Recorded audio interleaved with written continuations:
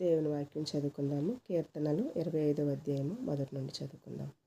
యెహోవా, నీ దిక్కునకు చూచి నా ఆత్మను ఎత్తుకొనుచున్నాను.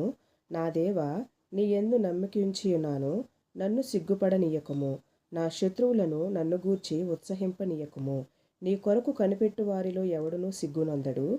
హేతువు లేకుండానే ద్రోహము చేయువారు సిగ్గునందుదురు. యెహోవా, నీ మార్గములను నాకు తెలియజేయుము. నీ త్రోవలను నాకు తేటపరచుము.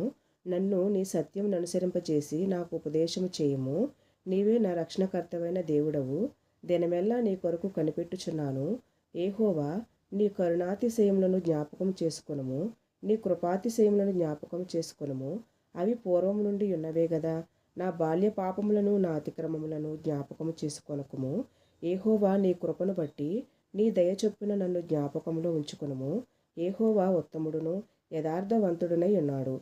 కావున తన మార్గమును గూర్చి ఆయన పాపులకు ఉపదేశించును. న్యాయ విధులను బట్టి ఆయన దీనులను నడిపించును. తన మార్గమును దీనులకు నేర్పును. ఆయన చేసిన నిబంధనను, ఆయన నియమించిన శాసనములను గైకొను వారి విషయంలో యెహోవా త్రోవలన్నీయు కృపాసత్యములై ఉన్నవి. ఆమేన్. దేవుడి వాక్యం దీవించునుగాక. ఆమేన్.